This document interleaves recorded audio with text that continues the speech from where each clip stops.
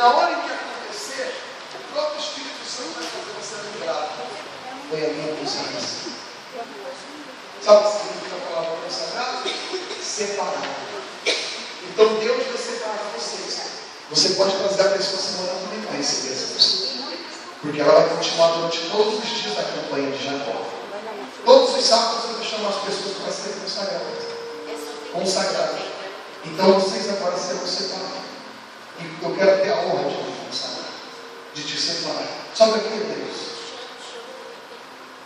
E com muita alegria também, eu vou derramar o óleo sobre o alto da cabeça de Deus. E creio que Deus vai abençoar ele muito. Se aproxima aqui. Deixa eu derramar uma notícia sobre todos vocês. Sejam consagrados. E esta unção te separa. Não é no nome do pastor, do bispo ou da igreja. Essa unção ela te separa. É em nome do Senhor Jesus Cristo.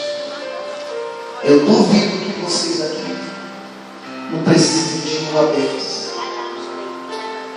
Os membros de trás estendem as mãos dessas pessoas aqui na frente. E vocês podem estar aqui semana que vem. Espírito Santo, eu consagro os que foram convidados e os que trouxeram. E está determinado o testemunho dessas pessoas. Ele será grande, ele será incontável, ele será sem medida. E aqui também, meu Deus, eu consagro esta taça, este cálice, e peço que o Senhor consagre este óleo. Assim como o Senhor consagrou a Davi, eu consagro aqui, hoje ainda, este menino, que amanhã será um grande homem de Deus, escolhido pelo Senhor. As pessoas que o Deus convidou, sobe aqui no altar, fica pertinho dele, sobe aqui no altar.